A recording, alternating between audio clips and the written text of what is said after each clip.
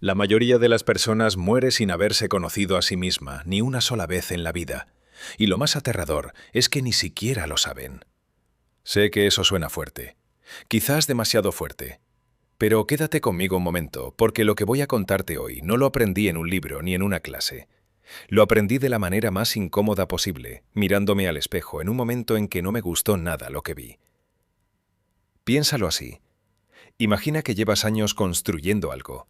No una casa, no un negocio, sino una vida entera. Te levantas cada mañana, sigues una rutina, cumples con lo que se espera de ti, dices lo que hay que decir, sonríes cuando toca sonreír.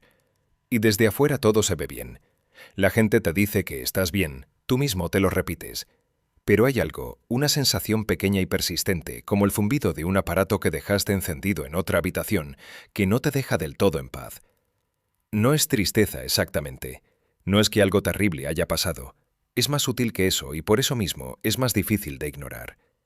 Es como cuando tienes una palabra en la punta de la lengua y no logras recordarla. Así, todo el tiempo.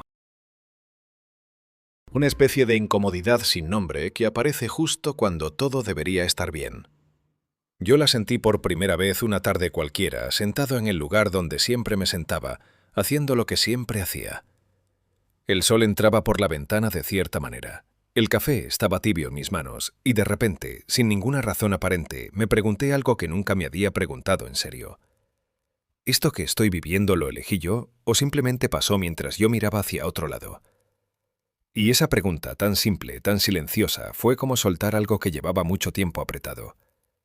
Porque la respuesta honesta, la que apareció antes de que pudiera razonarla o suavizarla, fue incómoda. No del todo. No del todo lo había elegido. Las cosas que valoraba, las cosas que me daban miedo, la manera en que reaccionaba frente a ciertas personas o situaciones, todo eso tenía una historia. Y esa historia no empezaba conmigo. Empezaba mucho antes, en voces que escuché de niño, en reglas que nadie me explicó pero que aprendí igual, en ejemplos que observé sin saber que los estaba copiando.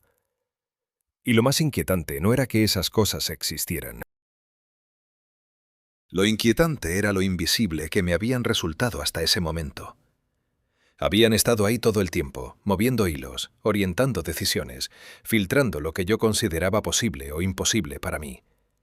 Y yo ni siquiera las había visto. Eso es lo que quiero explorar contigo hoy. No para darte respuestas perfectas, ni para convencerte de nada, sino para hacer juntos la pregunta que pocas personas se atreven a hacer en serio. ¿Cuánto de lo que eres hoy realmente elegiste tú? Si algo de lo que dije resonó en ti, te pido que te suscribas y le des like a este vídeo. Eso me ayuda muchísimo a seguir creando contenido como este. Porque lo que viene ahora es la parte que más me costó entender y también la que más me cambió. Y empieza curiosamente por el final. Hay algo que nadie te cuenta cuando eres joven, y es que existe un tipo de claridad que solo llega cuando ya es muy tarde para hacer algo con ella. La he visto en personas que están en los últimos tramos de su camino, cuando el cuerpo ya no puede seguir el ritmo de la mente y el silencio se vuelve inevitable. En ese silencio, muchas de ellas se encuentran por primera vez con una verdad que habían esquivado toda la vida. No hablo de arrepentimiento por lo que hicieron. Hablo de algo más profundo. El arrepentimiento por lo que nunca llegaron a ser. Una persona mayor me dijo algo una vez que se me quedó grabado como una marca. Me dijo que lo más extraño de envejecer no era el cuerpo, sino darse cuenta de que había vivido siendo fiel a una versión de sí mismo que nunca había cuestionado. Que sus creencias, sus límites, sus miedos más profundos, todos tenían la forma exacta de lo que le habían enseñado a creer de pequeño. Y que en toda su vida jamás se había sentado a preguntarse si eso era realmente suyo. Eso me golpeó de una manera que no esperaba. Porque no lo dijo con amargura. Lo dijo con una calma serena y un poco triste, como quien finalmente entiende algo que no puede ya deshacer. Y yo me pregunté cuántas personas están ahora mismo en ese camino sin saberlo.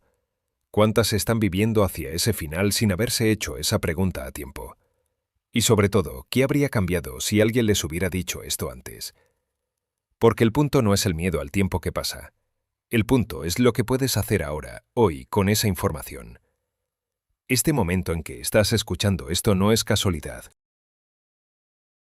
Algo en ti ya sabía que necesitaba escuchar estas palabras. De lo contrario, ya habrías cerrado esto hace rato. Lo que voy a contarte a continuación tiene nombre. Tiene una historia larga y dos voces muy distintas que llegaron a la misma verdad desde caminos completamente opuestos. Y cuando entiendas lo que esas dos voces descubrieron, algo en tu manera de verte a ti mismo va a cambiar para siempre. Hay un proceso que existe desde hace mucho tiempo, que tiene nombre propio y que casi nadie conoce, aunque casi todos lo necesitan con urgencia. Se llama individuación. Y cuando lo escuché por primera vez pensé que era otro de esos términos elegantes que usan las personas para sonar inteligentes en conversaciones de café. Pero no, esto es otra cosa completamente. Esto es el proceso de separar lo que realmente eres de todo lo que te fue pegado encima sin pedirte permiso. Como cuando tienes una escultura atrapada dentro de un bloque de piedra y la única manera de encontrarla es quitar todo lo que no es ella. No es terapia, no es meditación de fin de semana. No es leer frases bonitas en las redes y sentirte inspirado por 3 horas. Es algo mucho más serio y mucho más transformador que todo eso. Y lo más extraño es que no te pide que te conviertas en alguien nuevo. Te pide exactamente lo contrario. Te pide que dejes de ser quien no eres. Cuando entendí eso por primera vez, algo se movió adentro. Porque durante años yo había asumido que el trabajo personal consistía en mejorar, en agregar, en construir sobre lo que ya había. Más disciplina, más hábitos, más versión mejorada. Y sin embargo seguía sintiendo esa misma incomodidad que mencioné antes, ese zumbido de fondo que no desaparecía sin importar cuánto añadía encima. La individuación me dijo algo diferente. Me dijo que quizás el problema no era lo que me faltaba, sino el peso de todo lo que cargaba sin necesitarlo. Y eso cambió completamente la dirección de la pregunta. Ahora bien, este camino tiene dos guías que llegaron a esta misma idea desde mundos completamente distintos. Uno habló el idioma de la ciencia y la psicología. El otro habló el idioma de la experiencia directa y la libertad interior. Y juntos forman algo que por separado ninguno de los dos podría dar. Pero antes de presentarte a los dos, necesito que entiendas algo esencial, algo sin lo cual todo lo demás no tiene base. Y es que la parte más difícil de este camino no es el camino en sí, es lo que encuentras cuando empiezas a mirar hacia adentro con honestidad real. Porque lo que hay ahí no siempre es cómodo, y eso es precisamente lo que hace que tan pocas personas lleguen hasta el fondo. Entonces, hablemos del primero de esos guías. Su nombre fue Carl Gustav Jung y dedicó su vida entera a explorar algo que la mayoría de las personas prefiere ignorar completamente, que es la parte de la mente que no vemos. No hablo de algo místico ni abstracto, hablo de algo muy concreto que puedes observar en tu propia vida si prestas atención. ¿Alguna vez te preguntaste por qué repites ciertos patrones aunque conscientemente no quieres repetirlos? ¿Por qué terminas en situaciones parecidas una y otra vez? ¿Por qué ciertas personas te generan una reacción que parece desproporcionada para lo que realmente pasó? Eso no es mala suerte, eso no es el destino. Eso es la mente profunda haciendo lo suyo mientras tú crees que eres tú quien decide. Jung lo vio con una claridad que pocos han tenido antes o después de él. Dijo que la mente no es solo lo que pensamos y sentimos de manera visible. Es también todo un mundo subterráneo de memorias enterradas, emociones que nunca procesamos, miedos que aprendimos tan temprano que ya ni los reconocemos como miedos. Todo eso vive ahí abajo, y desde ahí abajo mueve los hilos de lo que hacemos arriba. Yo lo entendí de una manera muy simple, un día que me sorprendí reaccionando con una intensidad enorme ante algo pequeño. Alguien dijo algo sin importancia, y yo sentí un peso en el pecho que no correspondía con lo que había pasado. Y en lugar de dejarlo pasar como siempre hacía, esa vez me quedé con esa sensación y me pregunté de dónde venía realmente. No venía de ese momento. Venía de mucho antes. De algo que yo había archivado tan profundo que casi no recordaba que existía. Y sin embargo seguía ahí, vivo, activo, influyendo en cómo yo veía el mundo sin que yo lo supiera. Eso es exactamente lo que Jung quería que entendiéramos. Que hay una parte enorme de nosotros que opera en la oscuridad. Y que mientras no la veamos, mientras no la conozcamos, ella nos va a seguir dirigiendo sin pedirnos permiso. Como un copiloto invisible que lleva el volante mucho más tiempo del que creemos. Y hay una zona específica de esa oscuridad que es la más importante de todas, la más poderosa, la más ignorada y la más necesaria de explorar. Jung le dio un nombre muy preciso, y ese nombre es lo que cambia todo lo que viene después. La sombra. Ese es el nombre que Jung le dio a todo lo que llevas escondido dentro de ti, y lo que descubrió sobre ella es tan incómodo que la mayoría de las personas prefiere no escucharlo. La sombra no es tu lado malo. No es que seas una mala persona por tenerla. La sombra es simplemente todo aquello que en algún momento de tu vida decidiste que no podía ser. La rabia que aprendiste a tragar porque en tu casa no se gritaba. La tristeza que escondiste porque llorar era señal de debilidad. El deseo de destacar que sofocaste porque no querías parecer arrogante. Todo eso no desapareció. Se fue acumulando en un lugar que no ves, pero que sigue completamente vivo. Y aquí viene lo que más me impactó cuando lo entendí de verdad. Cuanto más tiempo llevas ignorando esa parte, más fuerza gana. Es como una olla a presión. El vapor no desaparece por tapar la válvula, sino que se acumula hasta que sale de alguna manera que tú no controlas. Y así es exactamente como la sombra opera en tu vida sin que lo notes. Yo lo vi en mí mismo de una manera que me dejó sin palabras. Durante mucho tiempo fui la persona tranquila, la que nunca se alteraba, la que resolvía todo con calma. Y me sentí orgulloso de eso, o sea, lo usaba casi como una identidad. Pero había momentos, pequeños momentos, en que algo explotaba dentro por cosas que no justificaban esa intensidad. Una palabra dicha en tono equivocado. Un plan que cambiaba a último momento. Una persona que llegaba tarde.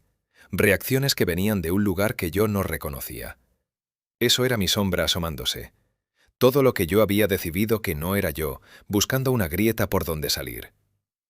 Jung decía que podemos reconocer nuestra sombra observando qué nos molesta de los demás con una intensidad que no corresponde a lo que realmente pasó. No las molestias normales, sino esas reacciones viscerales, esas que te dejan pensando horas después, esas que te cuesta explicar con lógica. Ahí, en esa irritación desproporcionada, está el mapa de tu sombra.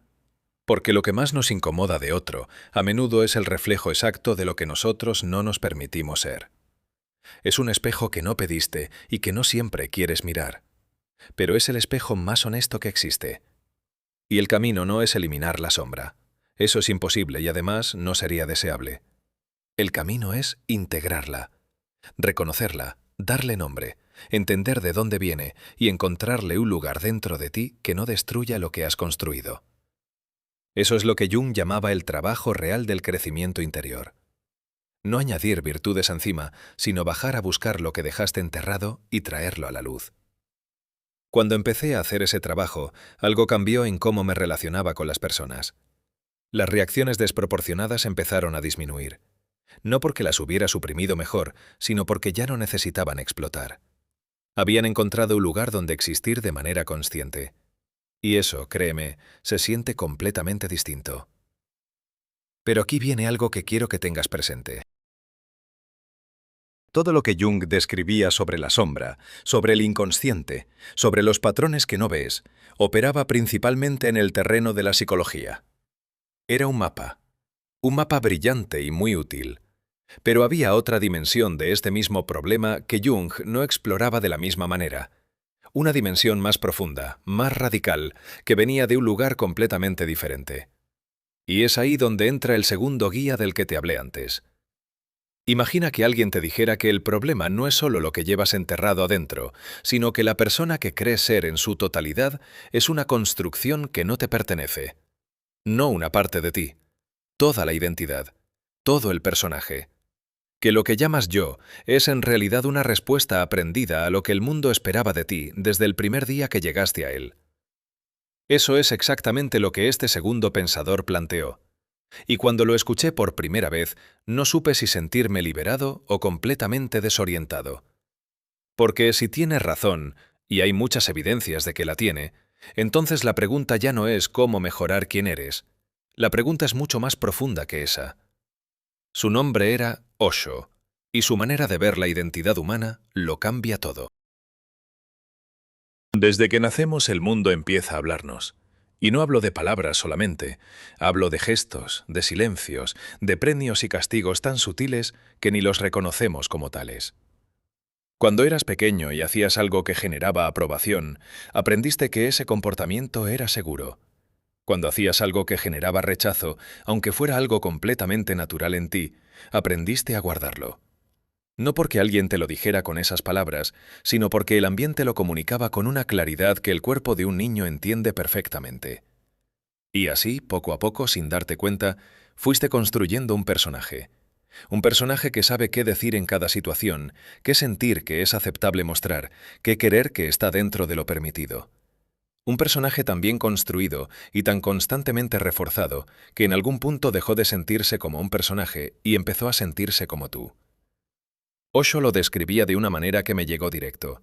Decía que nacemos con una naturaleza propia, única, irrepetible, pero que esa naturaleza, muy rápido, empieza a ser moldeada por todo lo que nos rodea hasta que quedamos cubiertos por una capa que no es nuestra. Y vivimos desde esa capa. Tomamos decisiones desde esa capa. Elegimos parejas, carreras, amigos, metas, todo desde esa capa. Y nunca nos preguntamos si lo que hay debajo de ella quiere algo distinto. Yo lo sentí de manera muy concreta en una decisión que tomé hace algunos años. Elegí un camino profesional que tenía todo el sentido desde afuera. Era estable, era respetable, era exactamente lo que alguien con mi historia debía elegir según todas las personas que me conocían. Y sin embargo, cada mañana que me levantaba para ir a ese lugar sentía algo parecido a un peso en el pecho. No un peso insoportable, solo ese peso sordo y constante que aparece cuando estás haciendo algo que no es del todo tuyo. Durante mucho tiempo lo ignoré. Me dije que era normalidad, que así se sentía la responsabilidad adulta, que el entusiasmo era para los jóvenes sin compromisos. Pero en el fondo sabía que no era eso. Era que estaba viviendo desde el personaje que había construido para que el mundo estuviera cómodo conmigo, no desde lo que yo realmente era. Osho decía que el falso yo es tan convincente porque no se siente falso, se siente como tú. Esa es exactamente su trampa. No hay un momento en que piensas, estoy actuando. Simplemente vives, y esa vida se siente completamente real porque es la única que has conocido desde adentro. Y aquí está la parte que más cuesta aceptar. Desmantelar ese personaje no es algo que se hace de golpe. No hay una revelación dramática que lo cambia todo en un instante. Es un proceso lento, a veces incómodo, a veces desorientador, porque cuando empiezas a soltar lo que creías que eras, hay un momento en que no sabes muy bien qué queda. Ese momento de no saber es el más importante de todo el proceso. Y también es el que más personas abandonan porque se siente demasiado inestable. Pero lo que Osho entendió, y esto es lo que me pareció más valioso de todo su pensamiento, es que ese vacío no es un problema. Es el espacio donde algo real puede por fin aparecer. Pero para llegar a ese punto, hay que entender primero qué tienen en común estos dos caminos tan distintos. Porque cuando los pones uno al lado del otro, sucede algo inesperado. Jung y Osho se odiaban mutuamente en vida, y sin embargo, describieron exactamente el mismo problema con palabras completamente distintas, y eso es lo que hace que juntos sean imparables. Cuando puse sus ideas una al lado de la otra por primera vez, sentí algo parecido a cuando encajas dos piezas de un rompecabezas que no sabías que pertenecían al mismo cuadro. Porque desde afuera parecen opuestos totales. Jung era metódico, analítico, construía mapas del interior humano con una precisión casi quirúrgica. Osho era todo lo contrario, irreverente, directo, le importaba muy poco la teoría y todo la experiencia viva. Uno te pedía que entendieras, el otro te pedía que sintieras. Y sin embargo, los dos estaban señalando exactamente hacia el mismo lugar. Los dos decían que hay una versión de ti que no es tuya. Jung la llamaba la máscara social, el personaje que construimos para funcionar en el mundo. Osho la llamaba el falso yo, la identidad prestada que confundimos con nuestra naturaleza real. Nombres distintos, misma realidad. Los dos decían que esa versión falsa se sostiene en la evitación, en no mirar lo que incomoda, en mantener una imagen coherente hacia afuera, aunque por adentro algo no cuadre. Y los dos decían que el camino de salida pasa por mirar exactamente lo que llevas años evitando mirar. La diferencia estaba en cómo proponen hacer ese trabajo. Y aquí es donde se vuelven complementarios de una manera que yo no esperaba. Jung te da el mapa, te enseña a identificar los patrones, a leer las señales, a entender de dónde vienen tus reacciones.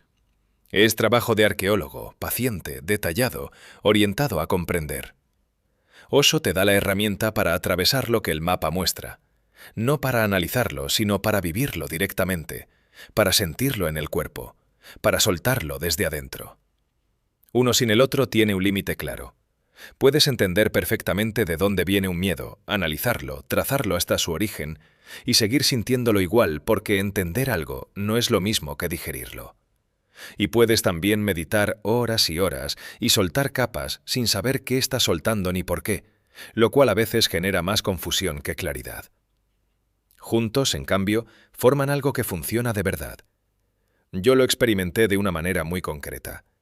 Hubo un periodo en que estaba haciendo mucho trabajo de observación interna, leyendo, reflexionando, intentando entender mis patrones. Y entendía bastante.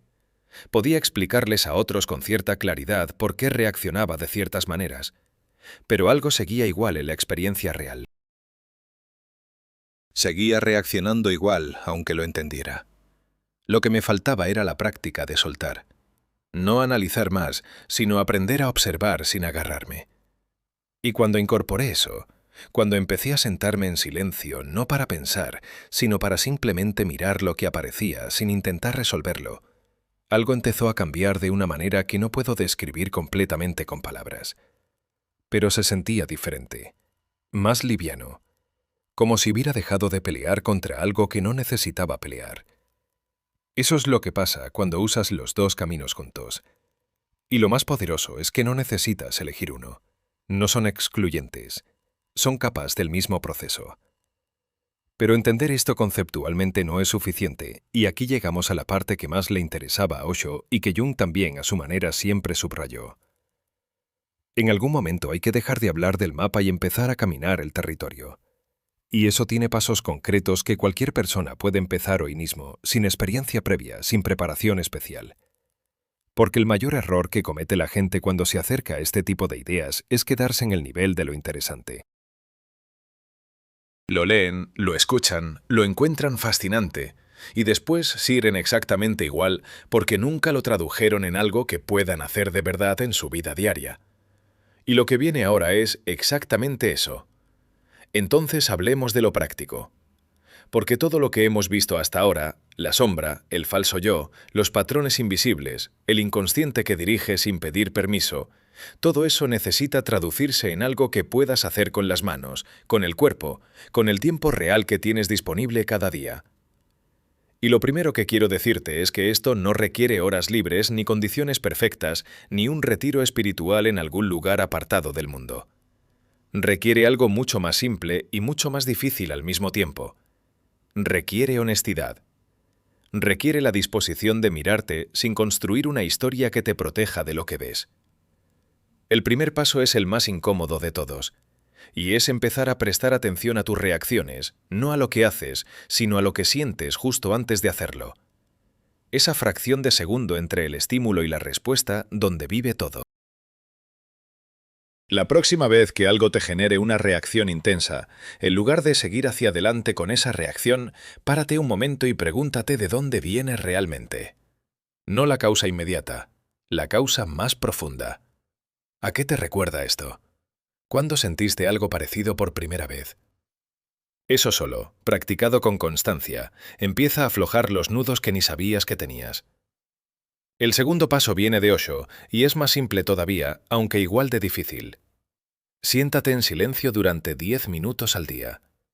No para relajarte, no para pensar mejor, sino para observar lo que aparece cuando no haces nada. Los pensamientos que llegan, las sensaciones en el cuerpo, los impulsos de levantarte a hacer cualquier cosa que te saque de ese silencio. Ese impulso de escapar es exactamente lo que necesitas ver. Porque lo que no podemos tolerar en el silencio es lo que más necesita ser mirado. Yo empecé con 5 minutos porque 10 me parecían demasiado. Y en esos 5 minutos descubrí más cosas sobre mí mismo que en meses de reflexión activa. Porque el silencio no miente. No tienes con quién actuar, no hay historia que sostener, no hay imagen que proteger. Solo tú y lo que realmente está pasando adentro. El tercer paso es el que más resistencia genera y también el que más transforma. Toma una creencia que sientes completamente tuya, algo que das por hecho sobre cómo funciona el mundo, sobre lo que mereces, sobre lo que es posible para ti, y pregúntate de dónde viene. No la defiendes, no la atacas, solo la investigas como si fuera de otro. ¿Quién te la enseñó? ¿En qué momento la adoptaste? ¿La elegiste libremente o la absorbiste porque era el aire que respirabas? Cuando empecé a hacer eso con mis creencias sobre lo que era posible para mí en ciertas áreas de la vida, me encontré con algo que no esperaba. Muchas de esas creencias no eran mías, eran prestadas, venían de personas que las habían adoptado a su vez de otras personas y nadie en esa cadena se había preguntado si eran verdad. Solo las habían pasado hacia adelante como si fueran hechos.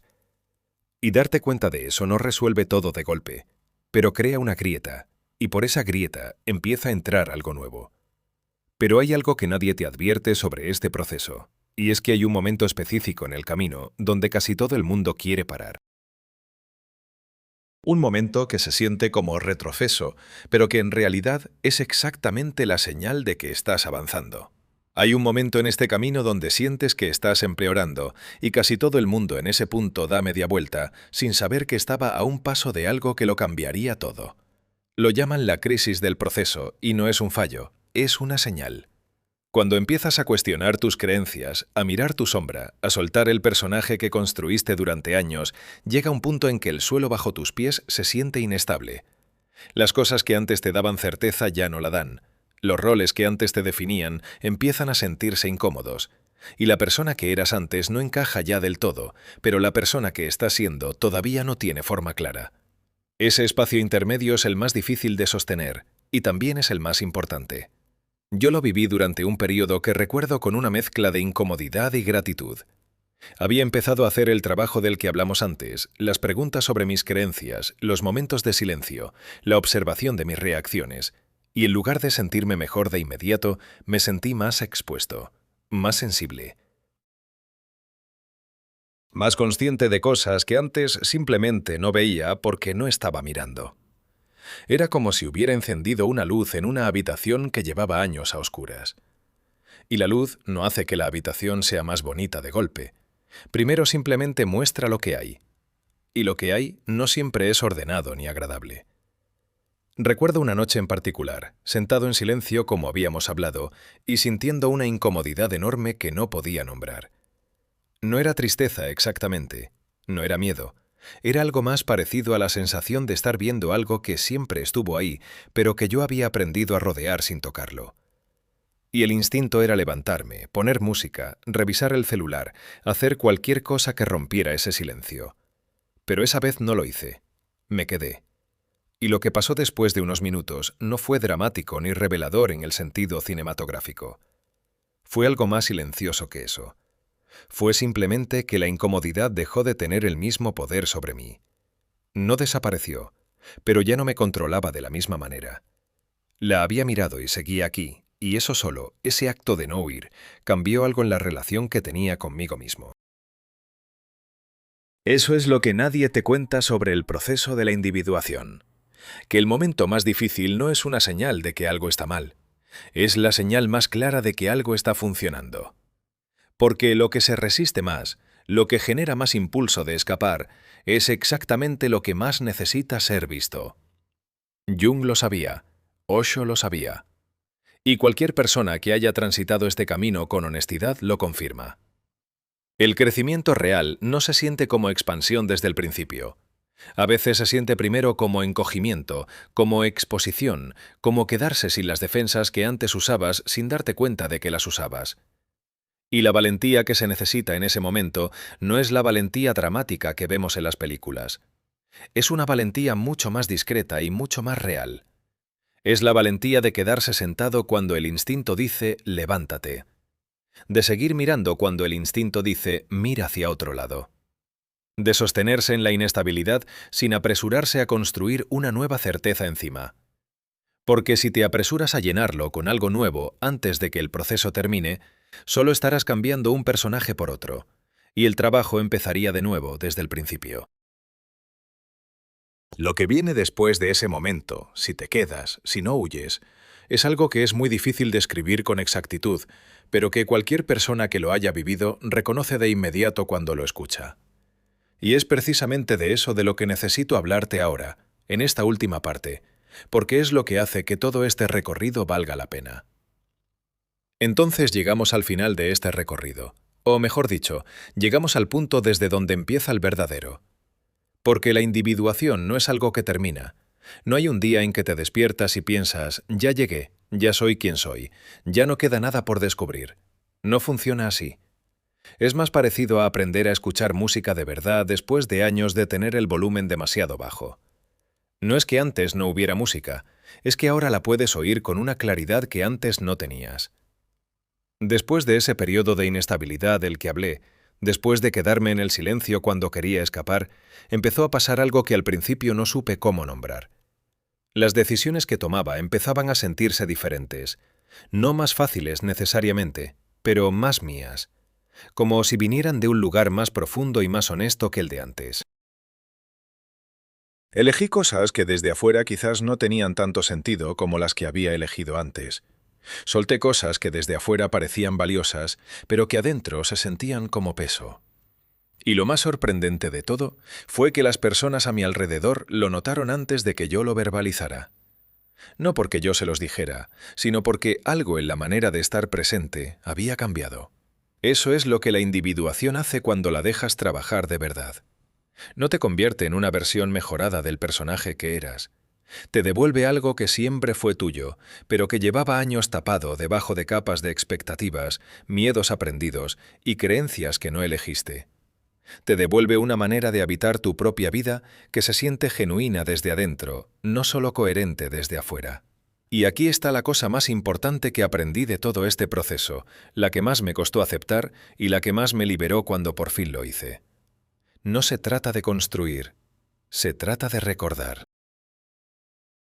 Todo lo que buscas afuera, esa sensación de estar en el lugar correcto, de actuar desde un lugar real, de tomar decisiones que se alinean con algo verdadero en ti, todo eso no está en ningún libro, en ninguna técnica, en ninguna versión futura de ti mismo que todavía no has alcanzado. Está en lo que queda cuando dejas de añadir capas y empiezas a quitarlas. Está en lo que siempre estuvo ahí, debajo del ruido, esperando que tuvieras el valor de hacer silencio suficiente para escucharlo. Jung pasó su vida entera mapeando ese territorio interior para que pudieras orientarte en él. Osho pasó la suya recordándote que el mapa no es el territorio, que en algún momento hay que soltar el mapa y caminar. Los dos tenían razón, y los dos apuntaban al mismo lugar.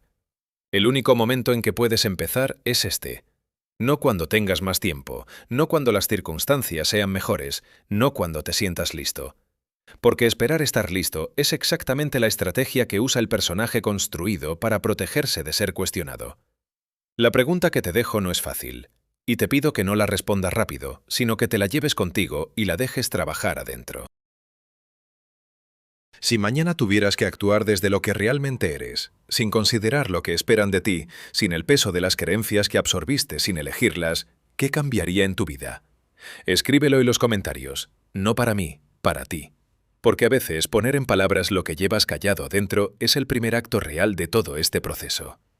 Y si este recorrido te movió algo, si resonó en algún lugar que no esperabas, dale like a este vídeo y suscríbete al canal. Eso me ayuda a seguir creando contenido que valga la pena escuchar.